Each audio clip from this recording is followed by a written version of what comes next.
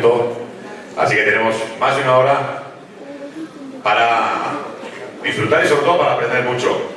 La pregunta que plantea esta primera ponencia, esta primera charla, actividad de la 10ª Primavera Cultural, lo cierto es que da un poco como de temor pensar en la respuesta. ¿El cambio climático mata? A esa respuesta van a intentar responder y dar los argumentos dos de los medioambientalistas, dos de los expertos en medio ambiente más importantes que tenemos en España. Hemos tenido la oportunidad de entrevistarles en la radio. A Miguel Aguado ya le conocíamos, no tanto a Álvaro Rodríguez, que ayer estaba en Pamplona dando la conferencia y ha venido a Reynosa ayer por la tarde, pues con muchas ganas de participar porque han hablado muy bien de esta Primavera Cultural y quiere dejar aquí también su huella, en el sentido simbólico y también en el sentido literal, porque seguimos con la tradición de las huellas. Pero lo primero que vamos a hacer, a través de un pequeño vídeo, es conocer un poco más la figura tanto de Álvaro Rodríguez como de Miguel Aguado, así que dentro del vídeo.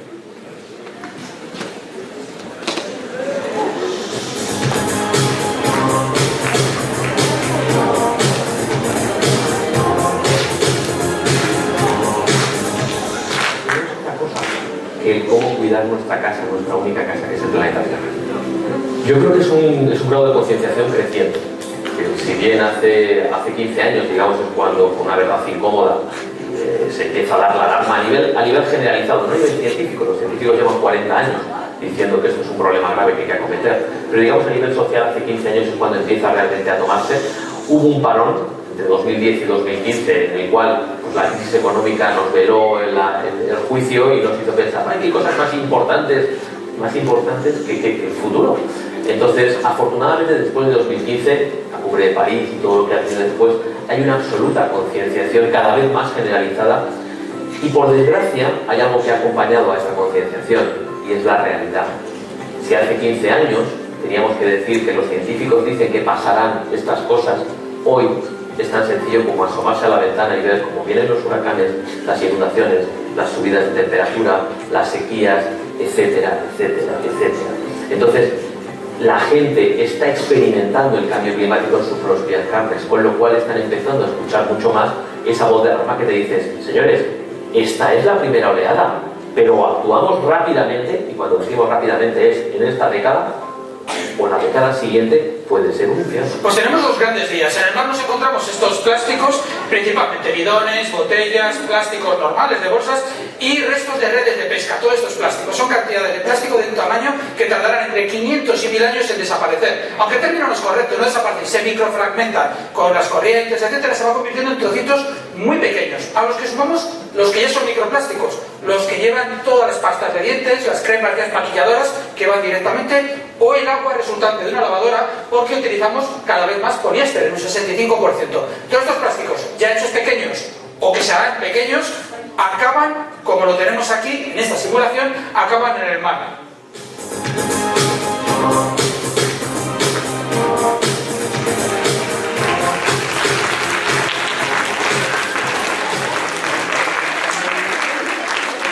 Bueno, pues para detener y para minorar las consecuencias del cambio climático tenemos toda responsabilidad. Nosotros en nuestras casas, con pequeños gestos, las grandes empresas también con sus políticas medioambientales y, por supuesto, los ayuntamientos y las entidades públicas también con sus políticas públicas. Y nunca lo hemos dicho. Siempre, cada ponente que llega a la Primavera Cultural del Instituto de Enseñanza Montesclaros recibe un fuerte aplauso en el recorrido del pasillo para Álvaro Rodríguez y para Miguel Aguado. El cambio climático mañana.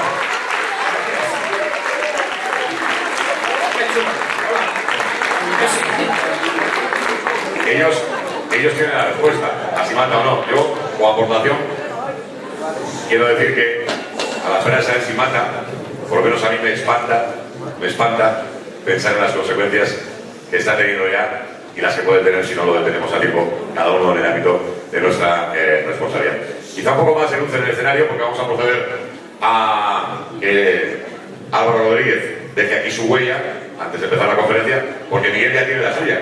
Miguel ya tiene la suya en el friso del vestíbulo del hall del Instituto de Enseñanza Montesclaros, pero ahí viene Genia, profesora de física del Instituto de Biología del Instituto,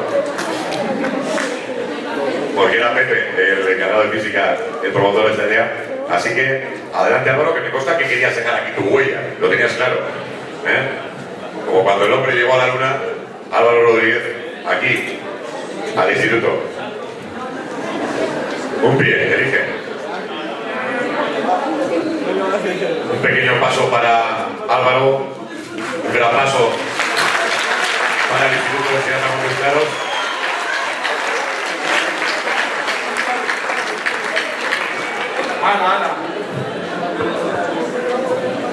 Que calculo yo que Eugenio va a inmortalizar ahora la huella. Símbolo del planeta Tierra. Eugenio saca la foto y luego impresora 3D y a el lugar que corresponda. Calculo yo, Álvaro, que puede ser eso un 40-41 más o menos. Más o menos, ¿no? 40-41. ¿Todo preparado ya?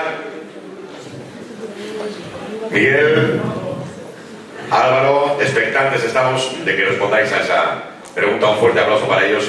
Disfrutad, chicos y chicas, mucho de la conferencia. Pues muchísimas gracias. Yo es el segundo año que vengo. El primero me llamaron, el segundo insistí a Norberto que quería venir. No sé si algunos de los que estáis aquí me visteis el año pasado, hablaba de residuos, de guarrerías, de cosas de este tipo, y íbamos a elevar y vamos a hablar del planeta.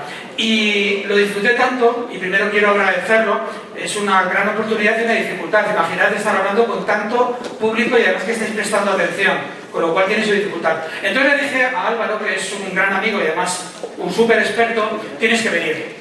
Y lo que nos dijeron, vale, pero venís los dos, con lo cual arreglado. Vamos a hablaros los dos con una presentación que yo creo que es chula, sobre el cambio climático. Y yo os diría en grandes líneas que vamos a tener dos bloques. Uno que es para asustarse, lo que pasa que es cierto y está basado en la ciencia, pero como no queríamos dejaros así, os anticipo ya que luego vamos a hablar de las soluciones que podemos hacer, donde participamos todos y cada uno de nosotros. Muchas veces es muy fácil en temas como esto que digamos, bueno, yo lo que puedo hacer pues no es importante, ¿no? ¿Qué voy a hacer yo? En mi casa, cerrar un grifo, apagar las luces, no parece importante. La culpa o la responsabilidad pues la tienen las grandes empresas, los presidentes del gobierno, los de Estados Unidos, y claro que tienen su responsabilidad. Pero lo que es cierto es que nosotros también tenemos capacidad de hacer las cosas. Cada vez que, por ejemplo, una cosa que seguramente, yo me atrevería, si solamente levantéis la mano, ¿quién se ducha más de 15 minutos? Ahí no me digáis esto, no me digáis esto. Y alguna mayor sí que la veo. Bueno, pues con 5 minutos es más que suficiente para ahorrar agua. En mi caso con 3, porque no me tengo que lavar la cabeza, o muy poco. Bueno, pues esto sería un ejemplo. Esas pequeñas cosas. ¿Sabéis la diferencia de agua que hay entre 15, 20 minutos y 5 minutos? Muchísimo. Eso es lo que podemos hacer cada uno de nosotros. Pequeñas cosas. En mi caso 3, yo os diría que con 5 ya vale. Entonces son esas pequeñas cosas del día a día. Claro que es importante, porque si sumáramos todos los que habéis levantado las manos por esa cantidad importante de litros de agua, estamos hablando probablemente de 20.000 litros de agua a lo largo de un año. ¿A que eso sí ya merece la pena? Pues como eso, muchísimas cosas. De eso queremos hablar, de cómo está el planeta, no porque sea responsabilidad solo de nosotros, sino de todos los que vivimos en nuestra casa. Y entonces lo que hice fue decirle a Álvaro, con perdón, tío, tienes que venir. Y aquí está Álvaro. Lo que pasa es que a mí me ha dejado Miguel la parte mala. Yo os voy a hablar de lo que está pasando. ¿Se oye bien, no? Sí. Yo os voy a hablar de lo que está pasando y os voy a hablar de lo que está por llegar, para que sepamos qué es lo que está ocurriendo, en qué situación estamos y sobre todo, vosotros, qué planeta vais a heredar. Porque hay una cosa que es muy importante y aunque no es justa, es así. Nosotros vamos a decidir en qué planeta vais a vivir. Y cuando vosotros lleguéis, vais a jugar una partida que ya está iniciada y en la que no os han preguntado si esa partida tenía que ser así. Entonces, dejadme que os presente algunas imágenes. Esta imagen es una imagen muy icónica. Una de las misiones Apolo, la Apolo 10, la anterior a la que aterrizó en la Luna, que fue la Apolo 11, primero estuvo haciendo una prospección para ver dónde podía aterrizar la nave. Entonces estos simplemente fueron a la Luna, dieron la vuelta a la Luna y se volvieron. Al salir de la cara oculta de la Luna, de pronto se encontraron con una imagen que no esperaban. Una imagen que nunca antes había visto por un ser humano. Y de pronto además la grabación de la nave es chulísima, porque es el astronauta diciéndole al otro colega: tío, pásame una cámara con carrete en color. Hicieron esta foto. Esta foto se llama La salida de la Tierra. Y es la primera vez que tenemos una foto de la Tierra vista desde otro cuerpo en el espacio, en este caso la Luna. Y esa fragilidad, esa bola de color azul y blanco, que es nuestra casa, hay otra imagen que la representa también muy bien, que es la Blue Marble. La última misión Apolo, según volvía a la Tierra, sabéis que hubo varias misiones Apolo, la última, según volvía a la Tierra, se dio una casualidad. Y es, si os dais cuenta, que toda la esfera de la Tierra está iluminada. Es decir, tenía el sol justo a la espalda y toda la Tierra sale iluminada. Esta fotografía es muy importante porque luego se tardaron muchas décadas en volver a tener esa misma situación. Ahora ya tenemos un satélite en el punto de Lagrange, a 2 millones de kilómetros, que básicamente diariamente nos permite ver esto en directo. Pero esto fue único. Esta imagen nos permite ver 3 cosas que son importantes. Primero, que nuestra Tierra en realidad es agua. La mayor parte de la Tierra es agua. Y aquí tenemos el agua con sus colores característicos. El agua líquida en color azul, el agua sólida en color blanco del hielo o en color blanco de las nubes, y luego la parte de la Tierra emergida, que normalmente aparece en marrón porque son los desiertos. Las selvas normalmente suelen estar más cubiertas de nubes y por eso son selvas, entre otras cosas. Esta imagen nos sirve para representar algo que creo que es muy importante de lo que vamos a hablar, que es la importancia del ciclo del agua para entender lo que está pasando. Esto otro que veis es ese nuevo satélite que os he dicho, el Discover, el que está en el punto de Lagrange, y entre la Tierra y el Sol, y nos permite ver permanentemente 24 horas de la vida de la Tierra. Bien, hay una cosa que es muy importante cuando hablamos de cambio climático, y es las ideas preconcebidas. Os planteo una cosa. En un examen leéis mal la pregunta y creéis haber leído algo que no ponía en el examen, pero como estáis muy seguros de lo que habéis creído leer, contestáis hasta el fondo y metéis la pata hasta el fondo. Lo que nos ocurre muchas veces es que cuando hacemos algo con mucha seguridad y realmente es falso, cometemos los mayores errores del mundo. Si hace 100 años en un instituto alguien hubiera visto esta imagen y un chaval hubiera levantado la mano y hubiera dicho: oiga, estoy viendo yo que Sudamérica y África parece como que encajan, ¿no? Como 2 piezas de puzzle. Lo más normal es que el profesor hubiera cogido al chaval y lo hubiera expulsado por cachondo, porque todo el mundo sabía que los continentes no se movían. Hoy, lo que parecía obvio no es tan obvio. Y hoy sabemos que el hecho de que Sudamérica y África coincidan como 2 piezas de puzzle es pura y simplemente porque hubo una vez que estuvieron unidas como 2 piezas de puzzle. Como decía Mark Twain, lo que nos trae problemas no es lo que no sabemos, sino lo que creemos saber con certeza y realmente es falso. Y una de las cosas que solemos creer con certeza y realmente es falso, y se dice mucho, es: a ver, ¿cómo puede ser que el ser humano, que somos muy pequeñitos comparados con la Tierra, hayamos podido afectar a algo tan grande como la Tierra? Es de esas cosas que, si lo piensas intuitivamente, tiene sentido. El problema es que hay 2 mentiras. Primero, ni somos tan pequeñitos, ni somos tan pocos. Somos más de 8.000 millones. Y luego hay una cosa que es importante. No estamos afectando a la Tierra. Estamos afectando a una capa muy concreta de la Tierra. Si fuéramos de aquí a Torrelavega, pero en vez de ir en línea recta horizontal, fuéramos hacia arriba, nos saldríamos de lo que es la capa de la atmósfera de la cual estamos hablando. Es decir, esa capa a la que estamos afectando realmente es una capa muy fina, por eso he puesto esta imagen que representa esa capa tan fina. Pero esa capa tan fina es fundamental, porque gracias a ella puede haber vida en la Tierra. Esto es muy importante. Esto, por supuesto, en un instituto ya lo sabéis todos. Sabéis cómo funciona el efecto invernadero. Básicamente, todos los días recibimos radiación solar, las ondas son capaces de atravesar la atmósfera sin ningún problema, porque son rayos que vienen con muchísima fuerza, atraviesan la atmósfera sin problema. Y algunos de esos rayos salen rebotados en forma de rayos infrarrojos. Pero hay alguno que se queda atrapado porque esa capa que no fue capaz de parar los rayos a la entrada, sí es capaz de pararlos a la salida. Y atrapa un poco de ese calor que nos ha llegado del Sol. ¿Vale? Gracias a eso, la Tierra es un planeta habitable y esta capa de la atmósfera permite que estemos a unos 15 grados de temperatura media, invierno, verano, día, noche, hemisferio norte, hemisferio sur. Vale. Para que veáis hasta qué punto el efecto invernadero positivo, o sea, el natural, es importante, la Tierra está a 15 grados. Vamos a compararla con otro planeta en el sistema solar, como por ejemplo... Decimos 15 grados, porque si no también es aburrido. Decimos 15 grados, ¿pero dónde? Bueno, es que es la media del planeta. Tenemos en los polos donde hace mucho frío y en el desierto, para entendernos, donde hace mucho calor. Si hacemos la media, nuestra temperatura media es de 15 grados. Esto es muy importante porque luego oímos hablar de subir y bajar las temperaturas. Nosotros, nuestro planeta, si viniera un extraterrestre, diría: el planeta Tierra tiene 15 grados centígrados de temperatura, que es la media. De hecho, cuando habéis hablado, seguro que habéis oído hablar de no hay que subir más de 1,5 grados, ¿vale? Sobre esos 15 grados, ¿vale? Que sería la temperatura natural. Vamos a coger un planeta como, por ejemplo, puede ser Marte, en el cual apenas tiene atmósfera. Todo el calor que llega de día se pierde de noche. De hecho, durante el día, Marte sería un planeta habitable, puede tener hasta 20-25 grados. Pero claro, por la noche, como no hay atmósfera, todo el calor se pierde y se baja a menos 155 grados. Razón por la cual, por cierto, nuestro planeta es la Tierra y el que piense que vivirá en Marte, yo le diría que pierda las esperanzas, ¿vale? Otro planeta del sistema solar es Venus, y este le pasa justo lo contrario. Este tiene una atmósfera terrible.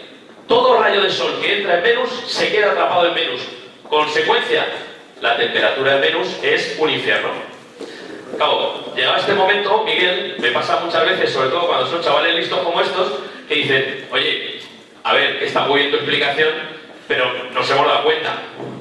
Venus está más cerca del Sol y la Tierra está más lejos. Luego, por eso tienen más calor y más... Es algo evidente, como lo de Sudamérica y África. Son esas ideas lógicas que dices: claro, esto tiene más calor porque está más cerca, no porque tengo que... Hay otra explicación, ¿verdad? Hombre, claro. Hay otro planeta, que es Mercurio, que está mucho más cerca que Venus de la Tierra y es mucho más frío. Es decir, ¿qué le pasa a Mercurio? Que no tiene atmósfera, pierde todo el calor que recibe del Sol. Es más importante que tengas o no una atmósfera que te haga un efecto invernadero para hacer el planeta habitable que el hecho de que estés un poco más cerca o más lejos del Sol. Esta explicación es importante porque tiene que ver con lo que está ocurriendo en el planeta Tierra. ¿Y qué está ocurriendo? Pues básicamente nos ha parecido que era una buena idea... bueno, perdóname, hay una cosa muy importante que no hemos comentado. Vale, ¿cuál es esa cantidad de CO2 que hay en la atmósfera? O sea, ¿cómo sé yo cómo es esa capa? Si quieres, cuéntalo, para saber cómo los científicos saben por qué esa capa es la que es, y si ha sido siempre la misma, o si cada año va variando.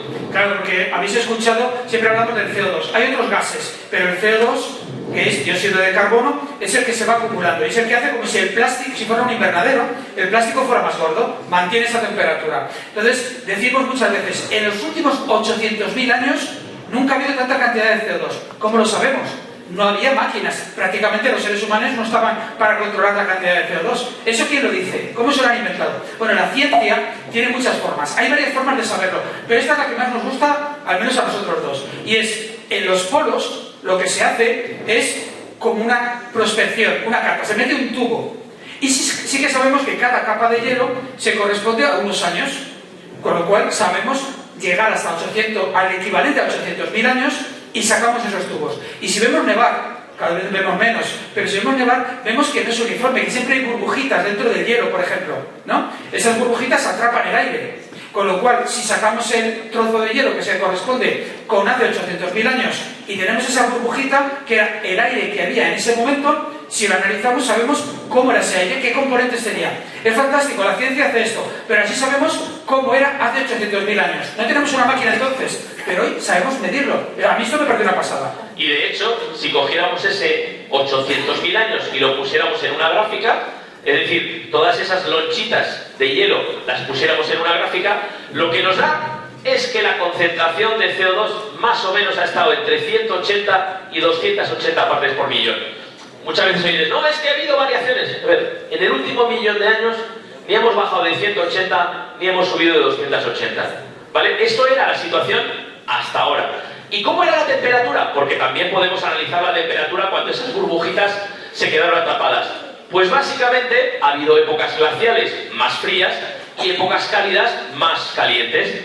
Pero oye, yo miro estas dos gráficas y ¿sabes lo que le pasa? Que le pasa lo mismo que a Sudamérica y a África, que si las encajo, encajan como dos piezas de puzzle. Es decir, cuando hay más calor, hay menos hielo cubriendo la Tierra y más CO2 en la atmósfera en circulación. Cuando hay periodos glaciales pasa lo contrario. Es decir, quedémonos con el concepto de que aumento de la temperatura, esa capa que cubre la Tierra, ese plástico de efecto invernadero, y temperatura son dos variables que van juntas. Si toco la una, se mueve la otra. Bueno, ¿cómo estamos hoy? Pues estamos mal. Estamos mal. En los últimos 50 años hemos hecho lo que no había pasado en más de 2 millones de años. Ahora mismo estamos, por cierto, tengo que cambiar esta gráfica, estamos ahora mismo en 425 partes por millón y cada año subimos 3 o 4. Para que veamos lo que eso significa. Esa capa cada vez es más gruesa. ¿Y qué pasa cuando esa capa es más gruesa? ¿Y por qué es más gruesa? Por una cosa muy sencilla. Porque hemos decidido que toda nuestra actividad económica se va a basar en quemar carbón, petróleo y gas natural. ¿Qué dices? ¿Tiene algo de malo? No. Si no fuera porque lo cogemos de debajo de la tierra, básicamente es zumo de dinosaurio. Lo cogemos de debajo de la tierra, lo quemamos y lo soltamos a la atmósfera para que cree esa capa. Y lo estamos haciendo, eso Miguel sabe mucho de residuos, 175 millones de toneladas cada día. Y luego la gente dice, ah, pero eso va a tener algún efecto. A ver, que no son 3 kilos, son 175 millones de toneladas cada día. Qué importante es. La semana pasada en una emisora de radio a nivel nacional me pidieron hacer una cosa. Yo voy, pues eso, a las teles, a las radios y me encanta, ¿no? Y para que nos demos cuenta, lo importante es que también saber las cosas. Entonces yo iba con un medidor de CO2 y con uno de otro tipo de gases. Como está lloviendo muchísimo en Madrid, la teoría era, como llueve muchísimo, no habrá ningún tipo de contaminación, ¿no? De ningún tipo. Es verdad que algunas cosas arrastran. En el CO2, en el mejor de los casos, que era en la casa de campo, que son 750.000 árboles, que está al lado de Madrid, estábamos en 385. Y me decían, ¿pero esto cómo es posible? ¿La lluvia no lo hace bajar todo? Bueno, si lo hiciera bajar todo no respirábamos, no estaría el oxígeno. Depende del tamaño también de cómo es. Si bajara todo yo no podría respirar. Y el CO2 también es bueno. Esos 750.000 árboles cogen el CO2, sueltan el oxígeno para que respiremos y se queda en la C el carbono, y con eso tenemos prácticamente todo, la parte biológica, toda nuestra vida. Lo que pasa es que soltamos tanto que a los árboles no les da tiempo y al resto de plantas a poder emitir ese oxígeno.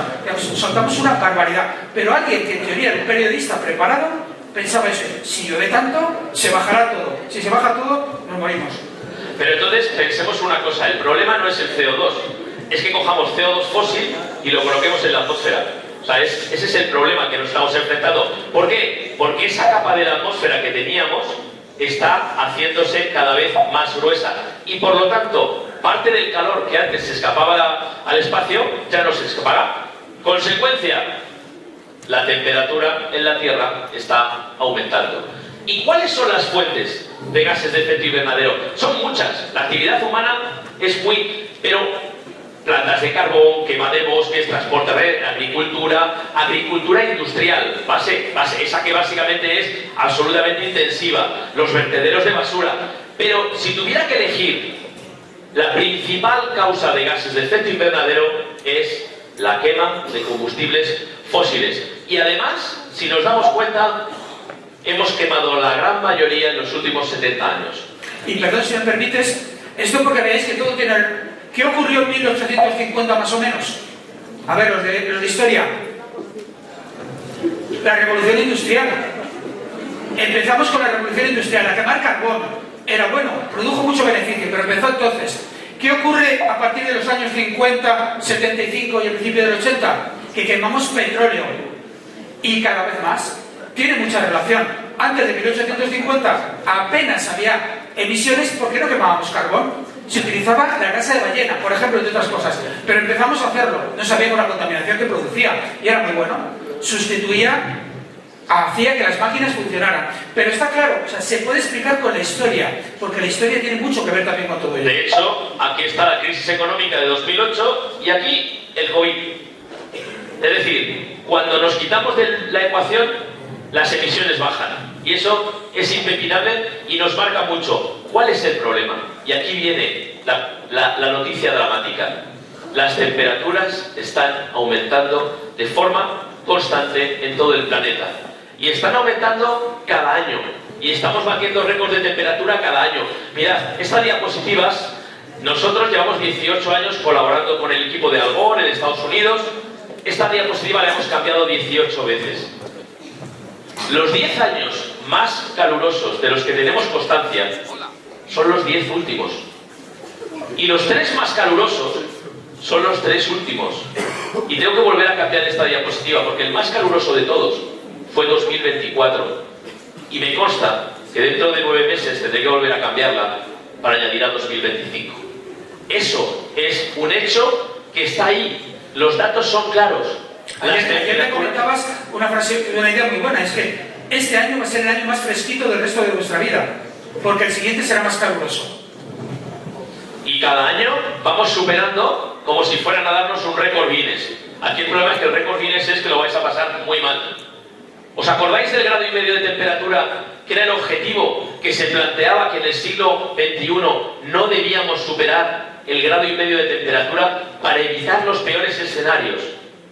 Hemos superado el 1,5 grados de temperatura en 2024.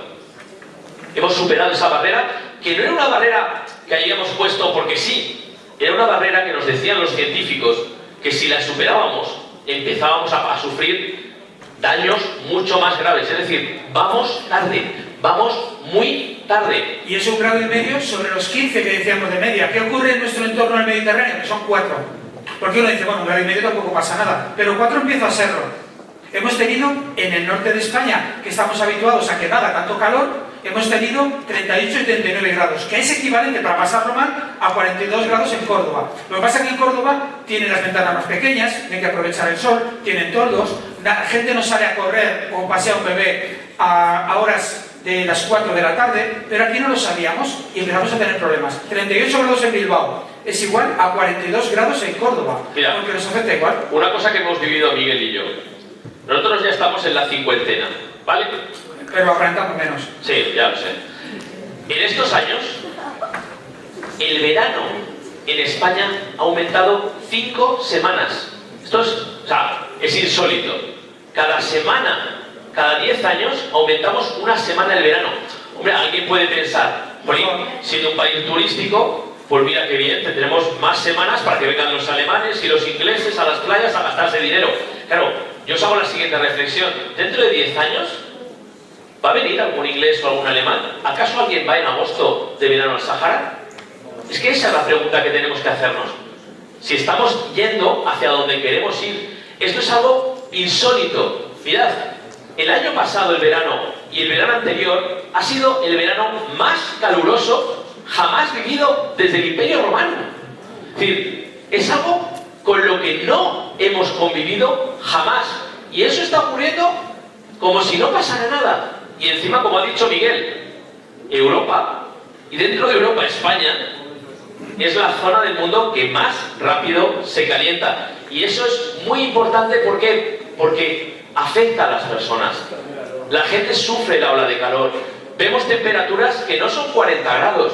Vemos temperaturas como el récord en Sicilia hace un par de años, casi de 50 grados. Y el problema es que son temperaturas, como decía el Papa Francisco, que son una carretera hacia la muerte. Esto mata. Y mata a los más débiles. Es decir, vemos cada ola de calor que cientos, que miles de personas en Europa mueren y no tenían que haber muerto. ¿Y quién muere? Pues siempre mueren los más débiles. Los enfermos, los ancianos, los niños pequeños. No es justo. O sea, no es justo, no tenemos derecho a hacer esto. Incluso las personas más pobres. En Sevilla, quien tiene aire acondicionado está en mejor situación, quien no puede ponerlo porque no tiene dinero está en peor situación. Entonces es injusto, son los más desfavorecidos, tanto por su situación médica como por su situación económica. El que puede pagar el aire acondicionado, pues oye, está mejor, lógicamente. ¿Qué hacían el año pasado en Nueva Delhi? Pues los pobres se metían debajo de un puente intentando que por lo menos no les diera tanto el sol y aguantaban ahí las horas que podían.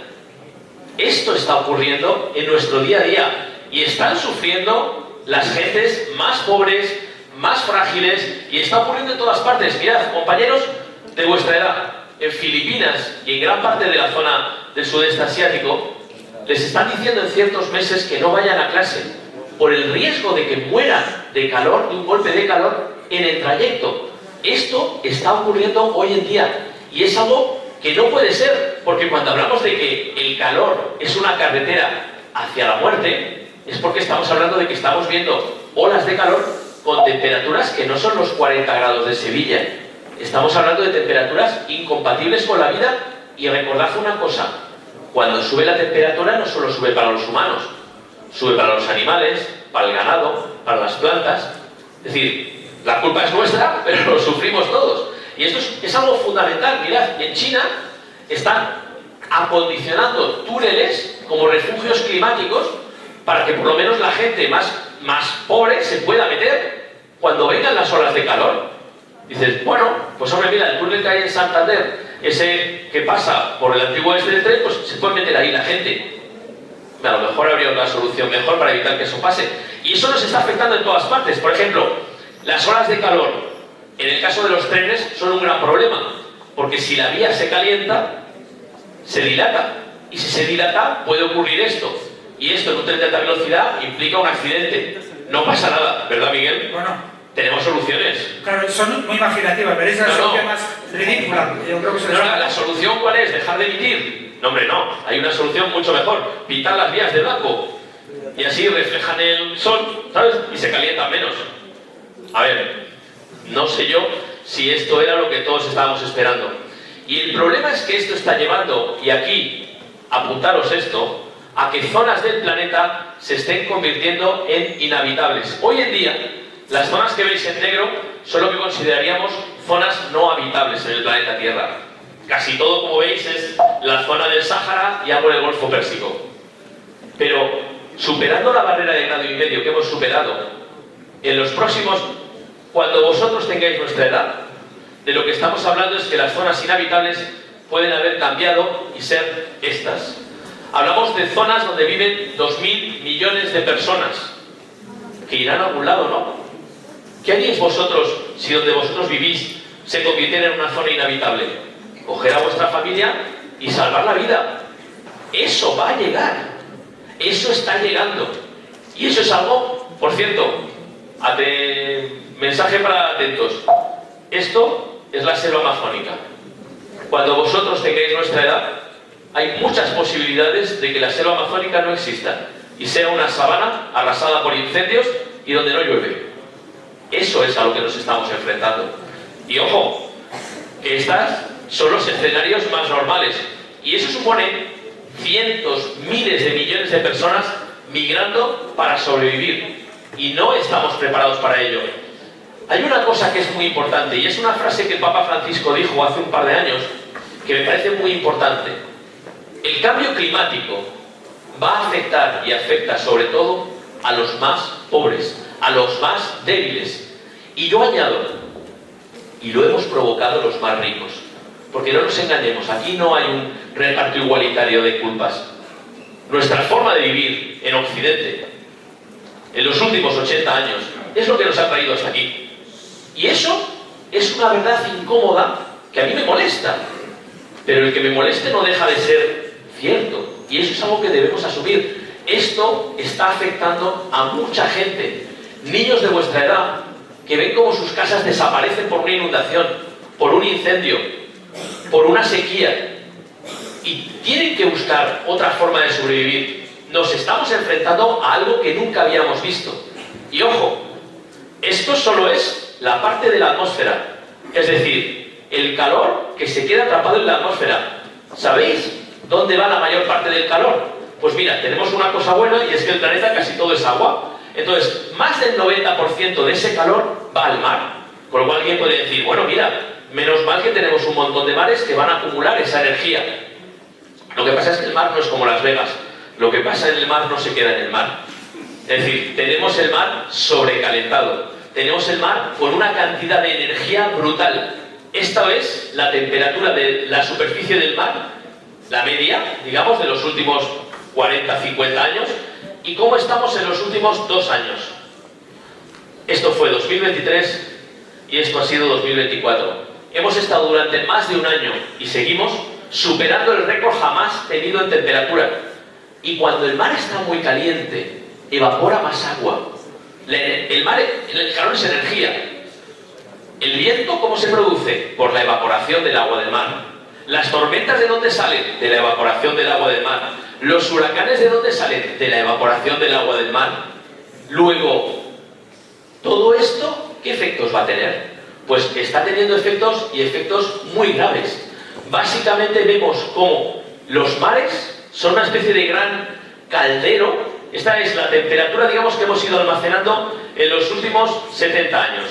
Si nos damos cuenta, la gran mayoría está en los mares, ojo, hasta profundidades de 2000 metros, O sea, estamos afectando en serio a la Tierra. No éramos tan pequeños. Estoy preocupado, Sí. me he fijado que yo nací por aquí. Tú naciste aquí. Yo tengo una edad. Fijaros que a gusto estaba cuando yo nací. Por cierto, éramos 3.700 millones de habitantes en el planeta. Hemos ido creciendo y veis cómo del Agustito que yo estaba más o menos por aquí, empezamos a ir subiendo. Claro, ahora somos 8.500 millones de habitantes y contaminamos un poquito menos. Quiere decir que en una vida, en la mía, hemos pasado a esta situación. O sea, esto no es solo una gráfica, es que es mi vida. Como vosotros tenéis la vuestra, pero esta es mi vida, lo que ocurre a lo largo de una vida.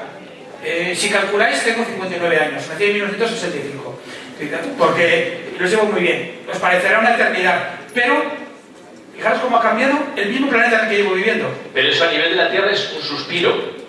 Nunca había habido recambios tan rápido en la Tierra, jamás. Ni siquiera cuando cayó el meteorito aquel de los dinosaurios. Cuando se ha dicho, es que siempre ha habido cambios climáticos. Sí, el clima en la Tierra ha cambiado. Tardaba 20.000 años en cambiar. No 50, no 40. No hemos visto nunca nada en la Tierra como lo que estamos viviendo en este momento. ¿Y qué pasa cuando tú tienes esos mares tan calientes? Que los fenómenos se dan. Mirad, en el año pasado y en el anterior, por primera vez, hemos tenido huracanes de categoría 5, que es la máxima categoría que puede tener un huracán, en todas las cuencas oceánicas. Jamás se había dado esta circunstancia. Y de hecho, os voy a poner un ejemplo, que es el Otis. El Otis fue en el Golfo de México y impactó en Acapulco. El Otis tiene unas características especiales, fue un huracán de categoría 5, pero tuvo unas características especiales por una razón. Fue inusitadamente rápido. Normalmente, ¿cómo funciona un huracán? Llega el huracán y dices, va a venir un huracán de categoría 2, va a pasar a categoría 3 en 2 días, a categoría 4 en 5 días. Con lo cual me puedo preparar. Venga, hoy, dentro de 10 días, prepárense ustedes, protejan las ventanas, vayan a refugios, zonas altas, porque va a haber un huracán. El problema es que está en la cantidad de calor que se produce ese cambio en 12 horas. Y en 12 horas tú no puedes evacuar una ciudad como Acapulco. De hecho, yo tengo un amigo que estaba en Acapulco y me lo contó y a mí se me pone la piel de gallina cuando lo pienso. Él me contó que él estaba en un congreso en Acapulco cuando llegó el Otis. En el hotel estaban todos como locos porque no sabían, o sea, no daba tiempo a mandar a la gente a ningún lado. Y lo que le dijeron fue, sube a la habitación y enciérrate. Él subió a la habitación, se encerró en una octava planta y empezó a oír el viento. Se empezó a acobardar y acabó metido en el armario de la habitación. Y él me dice, yo cuando cierro los ojos sigo escuchando el viento golpeando, porque primero el viento rompió todos los cristales de la habitación, arrasó con toda la habitación y él oía cómo el viento golpeaba contra la puerta del armario y dice, cuando duermo por la noche y cierro los ojos sigo oyendo el huracán. ¿Por qué? Mi amigo sobrevivió. Pasaron 3 horas, abrió la puerta, su habitación había desaparecido. Él pudo contarlo, pero mucha gente no pudo contarlo. Y esto es algo que no puede volver a ocurrir. No, o sea, no debemos no hacer nada, porque además siempre atacan a los más pobres. Los 2 últimos ejemplos de huracanes que os pongo, el ETA y el IOTA, porque son especialmente, ¿puedo decir un taco, profesor? Poco cabrones. Porque son 2 huracanes con muy mala idea. Malotes, que también está bien. Malotes. Bueno, no son peores que malotes, pero bueno. El ETA básicamente atacó todo lo que es la zona de Guatemala, Honduras, Centroamérica, hasta lo que es la zona de Colombia. Y básicamente provocó muertos, desencadenó inundaciones. Bueno, arrasó una zona de América probablemente la más pobre. Cuando estaban los pobres, los que habían sobrevivido, recogiendo los trozos de su casa. Les avisan 15 días después de que viene otro huracán al mismo sitio, el Iota. Es decir, es como, te doy y luego vengo y te remato. El Iota fue la tormenta más grande que ha sufrido nunca la zona de Colombia. Realmente, para que sepamos lo que supuso el ETA y el Iota en la zona de Centroamérica, os doy un caso. Honduras perdió un 40% de su Producto Interior Bruto en 15 días. O sea, es como de pronto pierdes un 40% de todo en 15 días. Y ahora reconstrúyete. Y ahora sigue para adelante. Eso es lo que está pasando. Estamos jugando con el clima como si fuéramos dioses, pero no lo somos. Y vamos a ver a las tormentas hacerse mucho más grandes. Y eso hace que aparezcan cosas nuevas. Por cierto, hago una pregunta. ¿Alguien sabe cómo se llaman los huracanes en el Pacífico? Que alguien levante la mano si lo sabe. Huracanes. Vale, en el Pacífico, os lo cuento yo, no hay huracanes. ¿Vale? Los huracanes solo son en el Atlántico. Esa misma tormenta en el Pacífico se llaman tifones. ¿Y cómo se llaman esas mismas tormentas en el Índico? Ciclones. Pero el ciclón, el tifón y el huracán es básicamente la misma tormenta en cuencas oceánicas distintas. ¿Qué pasó? Pues hace unos años de pronto hubo una tormenta en el Mediterráneo, que por cierto se cargó el delta del Ebro, que se llamaba Gloria, se cargó el delta del Ebro en 48 horas. El delta del Ebro ya no existe, que lo sepáis, está totalmente inundado. Y cuando empezaron a medir las temperaturas, las velocidades del viento, la cantidad de agua, dijeron, ostras, esto es un huracán de categoría 3. Y dijo, no hombre, no, en el Mediterráneo no hay huracanes. Bueno, pues habrá que crear un nombre, porque no pueden llamarse huracanes, y se llaman medicanes. Gloria fue en 2017. Desde Gloria hemos tenido 1 o 2 medicanes en el Mediterráneo cada año. Y antes jamás en la historia había habido huracanes en el Mediterráneo. Pero el Mediterráneo está demasiado caliente. El último grande, Daniel, el año pasado. Más de 5 grados de temperatura por encima de lo normal del Mediterráneo en esa zona. Primero Daniel arrasó Grecia, mató gente, destruyó cosas, pero luego se fue contra Libia. Y hay una ciudad, Derna, en la costa de Libia, donde llegó el huracán, el Medicán, e impactó. ¿Qué pasó? Básicamente el huracán primero arrasó la ciudad a la entrada, rompió las 2 presas que tenía la ciudad y el agua terminó de rematar. Es como el ETA y el Iota, en 2 golpes. Básicamente ha sido la tormenta más dañina jamás registrada en África. ¿Pero qué pasa? ¿Habéis oído hablar de Daniel? No. Porque eso fue en Libia, eso es en África. Eso está muy lejos de aquí. Eso a nosotros no nos afecta. Claro, el problema es cuando al año siguiente vemos como la temperatura del Mediterráneo está muchísimo más caliente de lo que sería normal. Y nos encontramos, esto es este verano, con que de pronto unos cuantos científicos dicen, oiga, el agua del Mediterráneo está por encima de los 30 grados. Y tú dices, ¿y? Que jamás ha estado por encima de los 30 grados. ¿Y eso qué significa? Significa que hay una cantidad de energía en forma de calor en el agua del Mediterráneo y eso solo puede tener una salida. Le puede tocar a Libia, como le tocó hace 2 años, le puede tocar a Marsella, le puede tocar a Sicilia, pero esta vez no le tocó a ninguno de esos. ¿A quién le tocó? Le tocó a Valencia. Básicamente, toda esa cantidad de energía, de agua en evaporación, de calor, provoca el que tengas 200 muertos en Valencia, con récords de temperatura y con cantidades de agua, pero es lógico, el calor evapora el agua. Solo tienes que darse las condiciones para que se mantenga en una cierta zona durante un determinado de tiempo. Y eso al final acaba teniendo los efectos que todos conocemos. ¿Qué pasará el año que viene? No sabemos. A lo mejor le toca a Marsella, a lo mejor le toca otra vez a Valencia. No podemos jugar a la ruleta rusa. O sea, tenemos que actuar, porque esto es algo que no es normal. El caso de Valencia fue puñeteramente raro. O con muy mala suerte, porque pilló la famosa Dana con una zona de aire frío en el norte y un anticiclón en el sur, con lo cual es como si lo estuvieran sujetando en el sitio para que se fuera cargando de agua y cayera agua en el mismo sitio. Esto es importante porque a nosotros nos afecta mucho el clima, que depende de lo que pase con la corriente de chorro. La corriente de chorro, sabéis que da vueltas así en el Polo Norte y es lo que hace que el clima en España sea mucho más suave que el clima en Canadá, por ejemplo, que es el que nos tocaría. O sea, Madrid y Nueva York tienen la misma latitud y no tenemos los mismos inviernos. Y la diferencia es eso.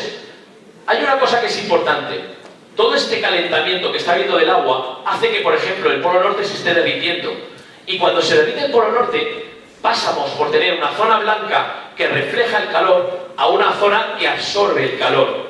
Con lo cual, todo lo que es la corriente de chorro cambia y de volverse circular, esto es la Tierra vista desde arriba, ¿vale? Pasa a convertirse en haciendo muchos más meandros. Es decir, las olas de calor bajan más al sur, las olas de frío suben más al norte.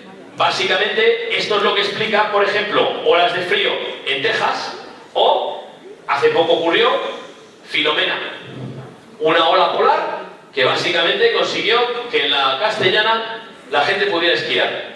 Esto jamás había ocurrido. Estamos jugando a ser dioses. Estamos cargándonos el ciclo hidrológico. Todo esto que os he contado es el ciclo del agua.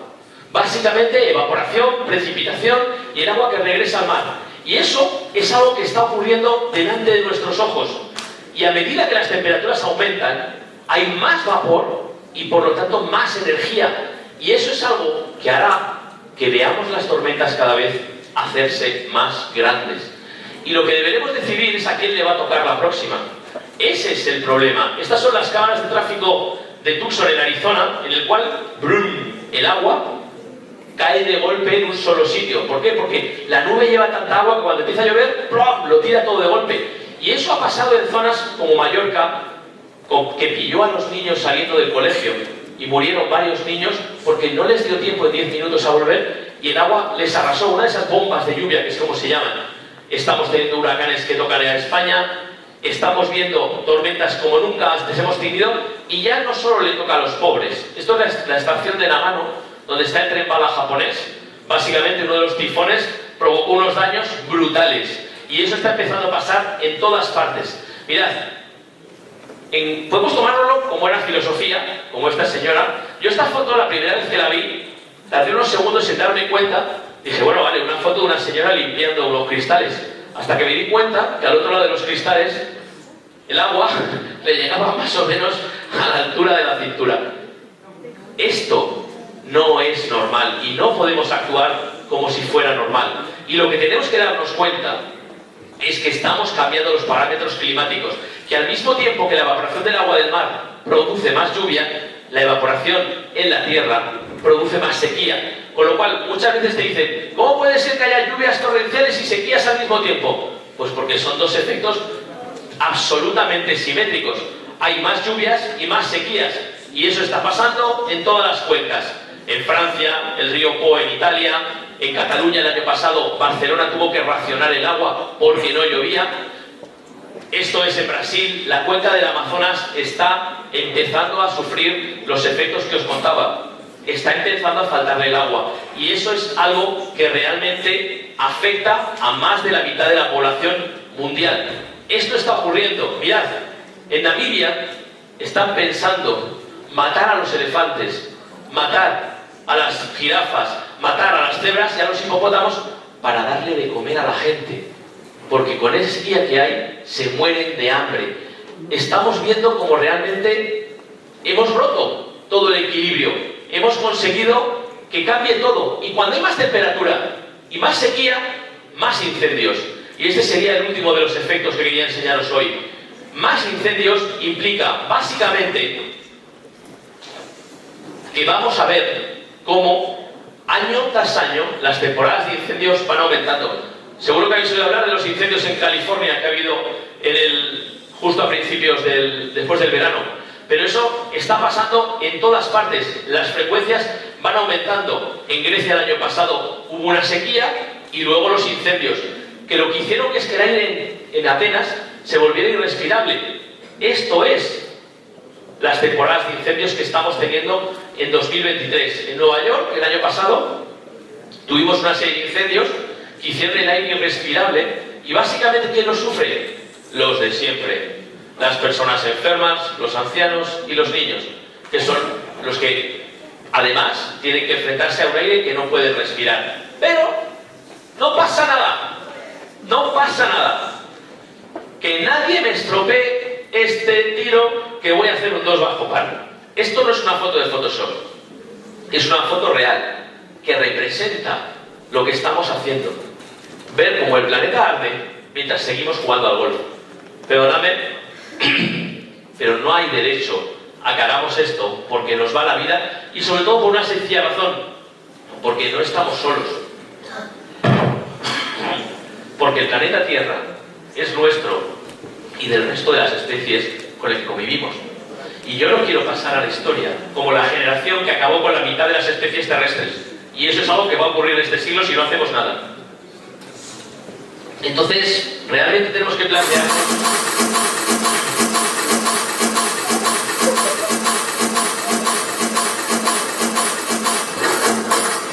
¿Nuestro sistema económico basado en cargarnos el planeta tiene sentido? ¿Estamos pagando lo que valen las cosas? ¿O debemos reaccionar ya? Entonces, la pregunta que os hago es la siguiente. ¿Debemos cambiar? No os he oído. ¿Debemos cambiar? Tampoco os he oído. Y a estos de la primera fila menos. ¿Debemos cambiar? Vale, dice que no, pero es por ser gracioso, nada más. Bueno, al que ha dicho que no, luego ya lo... Entonces, la pregunta que tenemos que hacernos, Miguel, es ¿debemos cambiar? ¿Podemos hacerlo? Nunca hemos tenido tantas posibilidades. Y esto yo creo que es...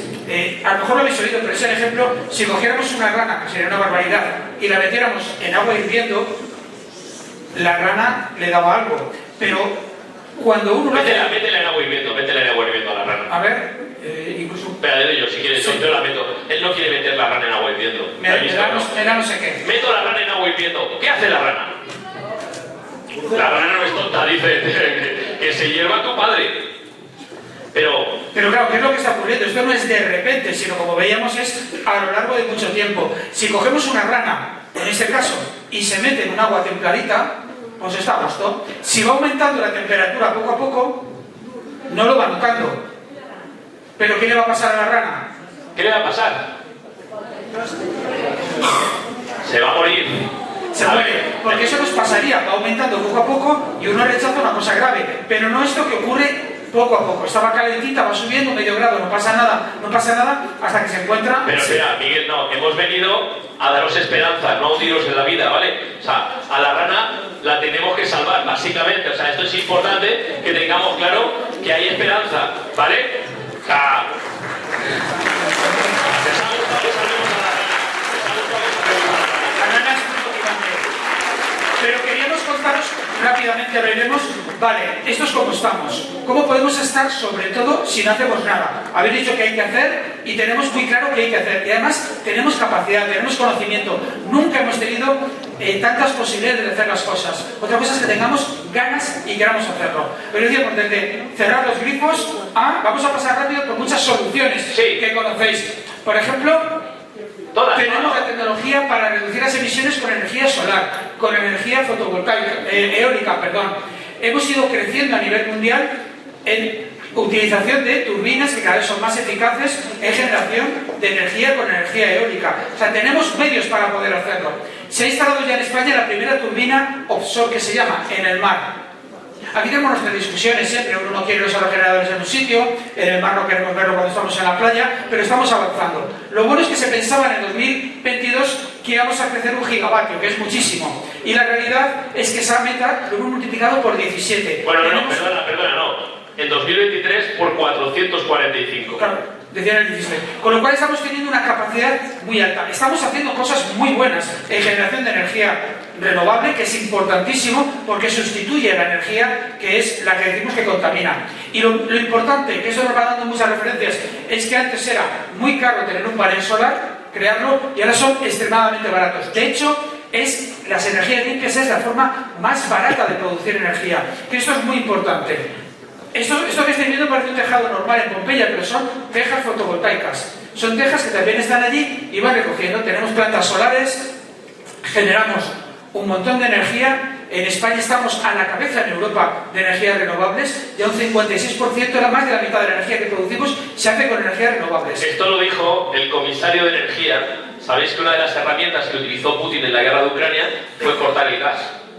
Una vez que Alemania transiciona y Europa transiciona a las energías renovables europeas, la frase tiene mucho sentido. Putin puede cortar el gas, pero nunca podrá cortar el sol. Luego, debemos ser capaces de generar nuestra propia energía renovable en Europa. ¿Y dónde estamos nosotros? Pues igual que nos afecta más el calor, es donde estamos, tenemos más posibilidades de poder generar energía con el sol, en este caso. Luego aparte tenemos el mar alrededor, tenemos muchas posibilidades. Y esto no solamente es que reduzcamos la energía, sino por ejemplo aquí tenemos la planta de Gamesa, es decir, que además estamos generando empleo, bastante empleo, y además estamos, que también es muy importante, generando conocimiento. En el Mar del Norte, cada vez que se ponen los generadores, hay siempre un ingeniero o una ingeniera española. Hay una empresa española, o sea, estamos exportando. Buen momento también para dedicarse o bien en FP a cuestiones técnicas relacionadas con esto, hay empleo, o bien en una ingeniería o alguna profesión. Estamos generando mucho empleo y muy bueno. Claro, pero alguien te dirá, ya, pero es que han cambiado las cosas. Han elegido a un tipo de color ganchito, naranja, como presidente de los Estados Unidos, que lo primero que ha dicho es a freír espárragos, el cambio climático, la energía renovable, vamos a perforar y a sacar petróleo. ¿Sabéis una cosa? Hace 8 años eso podía ser preocupante, pero hoy no. ¿Por qué? Porque hoy las energías renovables son mucho más baratas. La más barata, y vais a ver lo que ha hecho la solar y la eólica, hoy en día, si yo tengo $1 millón, no los voy a meter en perforar petróleo. ¿Porque soy muy ecologista? No, porque gano más dinero con la solar y con la eólica. Y un ejemplo es lo que está pasando a nivel mundial. Esto es la capacidad solar y cómo está creciendo en los últimos 20 años. Se me ha ido muy grande, ¿eh? Madre de Dios. Esta es la razón por la que ahora la lógica de las herramientas nos va a llevar. Una anécdota. Esto es el Museo del Carbón de Kentucky. Kentucky es la cuna del carbón en Estados Unidos. ¿Sabéis cómo se ilumina y calienta el Museo del Carbón de Kentucky? Con placas solares en el tejado. ¿Por qué? Porque se ahorra dinero. Porque la energía solar, las energías renovables, ahorran dinero. Y eso lo cambia todo. Eso lo cambia todo. El mundo está empezando a darse cuenta, y eso es una muy buena noticia, de que podemos hacer que las energías renovables cambien el paradigma, que la gente que no tenga energía pase de no tener energía a tener energía solar. O que, por ejemplo, esta imagen me encanta. Sí, la siguiente, esta es muy buena. Estamos hablando de Sierra Leona en África, donde en una escuela, esto es lo que tienen, Son unas chavales mesas, como vosotros. pero han pasado de no tener nada a tener unas placas solares que les alimentan unos portátiles o unas tabletas, y están estudiando, están de repente pudiendo acceder a la información de todo el mundo gracias a la energía solar. Están permitiendo un desarrollo. Ellos no tenían energía, no tienen opción de enchufarse. Y eso es algo que está cambiando. Yo os voy a poner un ejemplo personal. Pero esta es tu casa. Esta es mi casa. Esta es mi casa. Bueno, esta era mi casa. Puse placas solares hace 5 años y dije, ¡guau, qué bien y tal! Y me gustó tanto que un día dije, jolín, hay un montón de agujeros por aquí, por aquí. Bueno, donde está la sombra de la chimenea no, pero todo lo demás, no estoy haciendo todo lo que puedo. Esto es muy importante. Alguien me podría decir, ya, pero con estas ya ganas dinero. No, yo es que quiero hacer todo lo que puedo, porque tengo una responsabilidad para hacer todo lo que puedo. Mi casa actualmente es esta. He puesto mucho más. ¿Por qué? Porque lo que a mí me sobre lo va a consumir mi vecino. Porque el electrón es rápido pero vago. Va a la primera casa que lo quiera consumir. Eso es una responsabilidad que tenemos todos. No hay que hacer todo lo que nos interese y nos venga bien. Tenemos la responsabilidad de hacer todo lo que podamos. Y esto es un mensaje sobre todo para los que están en las 3 primeras filas. Y luego tenemos un reto. Nuestra vagancia. Esto que veis, bueno, aparte de un atasco de 3 pares de narices, no es Madrid, es Los Ángeles. Es el Día de Acción de Gracias, que sabéis que es un evento que celebran los americanos, y van todos a cenar con su madre y cenan un pavo y tal y cual. Estos no sé si cenarían un pavo o cenarían un poquito de atasco, pero básicamente esto es la imagen de lo que significa la sinrazón de la movilidad en muchos lugares. Esto no tiene ni pies ni cabeza y es algo que tenemos que cambiar. Tenemos que cambiar. Esto no puede ser un símbolo de progreso, simplemente porque el planeta no se lo puede permitir. Entonces, ¿está cambiando la movilidad? Sí, y voy a ir muy rápido. Los coches eléctricos están cada vez mejor y es el futuro, vale, pero no vale cambiar esos coches del Día de Acción de Gracias por coches eléctricos. No sería una buena cosa. Aquí estamos haciendo cosas. Esto es Reynosa, esto es los puntos de recarga cada vez hay más. El que quiera comprarse un coche, que se lo compre eléctrico. Fantástico. Pero yo os digo, autobuses eléctricos, transporte público, porque no podemos replicar. Santander solo tiene unos poquitos, pero tiene que tener más. Y eso está pasando en todas partes. Bicicletas, cómo nos movemos. Podemos ir a los sitios en bicicleta sin contaminar. Podemos hacer de nuestras casas casas que no contaminen, casas que no pierdan la energía, básicamente procurando que el calor se mantenga. Y eso es algo que hace que la casa sea mejor. Y esto es así. Y luego una cosa importante. Decirle adiós a las energías fósiles. Tenemos que dejar de quemar energías fósiles. Esta es la última central térmica de carbón de Francia y este año esto mismo pasará en la última central de carbón de España. Pero después del carbón tenemos que ir a por el gas y a por el petróleo, porque nos va la vida en ello, si es así de sencillo.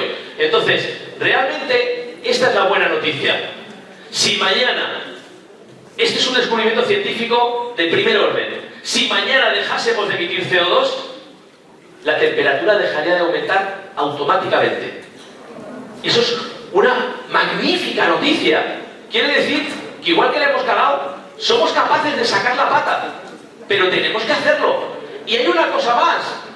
En pocos años el CO2 ese que ha creado la atmósfera sería absorbido por el sistema. Luego, tenemos todo. Luego, ¿podemos cambiar? Sí. ¿Creéis que podemos cambiar? Sí. No veo muy convencidos. ¿Podemos cambiar? Sí. Pues entonces, la pregunta que tenemos que hacer, Miguel. Sí, en este caso es muy clara, es si vamos a cambiar. Y queríamos trasladaros, ya en este momento, yo sé que andamos mal de tiempo.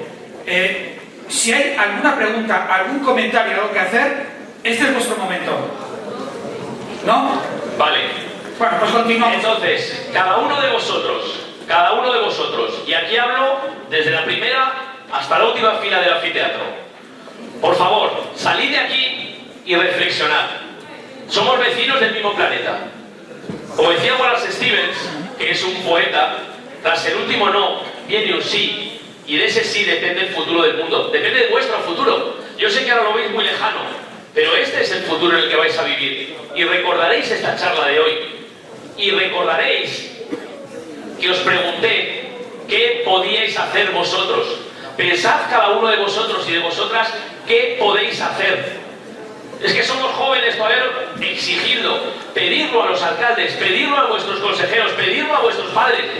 Exigid que se haga, porque lo que hagan o dejen de hacer va a definir vuestro futuro. Y perdona, esto es una cosa muy importante. No solamente lo que hago yo en mi casa, lo que hagáis, sino que también tenéis que participar, que promover y pedir, pues eso, que el ayuntamiento haga cosas, pedir y proponer, participar en entidades. Todo eso es muy importante porque es lo que provoca el cambio. Yo puedo hacer cosas, pero si nos juntamos hacemos muchas más cosas. Como centro educativo tenéis muchas opciones. Podéis agruparos, podéis pensar, podéis ver y exigir y promover, pues que ahorréis energía, por ejemplo, y ya se moverá el mundo para que podáis ahorrar energía en vuestro centro. Es muy importante que lo que hagáis. ¡Ojo! ¿Qué consumes? ¿Qué comes? ¿Cómo te iluminas? ¿Cómo te mueves? Yo puedo dedicarme en Shein a comprar todos los días o en AliExpress y que la caja venga de China, como total no me cobran por el porte, que no te cobran, sí te cobran. Lo que pasa es que lo vas a pagar dentro de unos años. Ese es el problema. Tenemos que darnos cuenta de que hay que reciclar, hay que pensar cómo no podemos movernos de otra manera, movernos andando, que en una ciudad como Reynosa es algo que se puede hacer, porque realmente, y este es el mensaje final, Tenemos que luchar por frenar el cambio climático como si nuestra vida dependiera de ello. Porque depende. Es que lo triste es que depende de ello. Y realmente es algo que tenemos que darnos cuenta de que es así. Si hoy no tomamos la decisión de tomárnoslo en serio, nos pasaremos el resto de nuestras vidas lamentándolo por lo que pudimos hacer y no hicimos. Somos la primera generación, hablo con las 3 primeras filas, somos la primera generación que tiene las herramientas y el conocimiento para actuar contra el cambio climático. Esa es la buena noticia. La mala noticia, pero hay una mala noticia, somos la última que llegará a tiempo. Entonces que cada uno cargue con eso y vea lo que hace. Muchísimas gracias. Muchas gracias.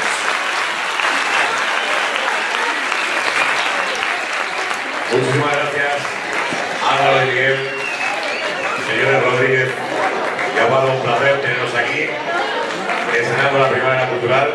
Creo, Álvaro, que vas a repetir, que no va a ser la última vez que vengas aquí. Has dejado huella, como la dejó Miguel, como la ha vuelto a dejar bien. Creo que se merecen otro fuerte aplauso por lo bien que lo cuentan, por cómo comunican, por cómo transmiten. Y seguro que va a ser un fin de semana de reflexiones también para estos chicos y chicas de líderes contestados.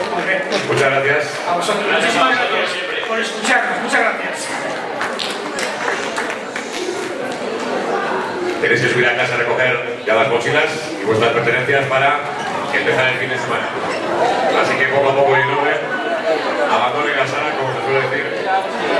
En orden sabrá y volverá a la Primavera Cultural. Muchas gracias y feliz fin de semana a todos, autoridades, comunidad educativa, familias del Instituto de Enseñanza Montestado.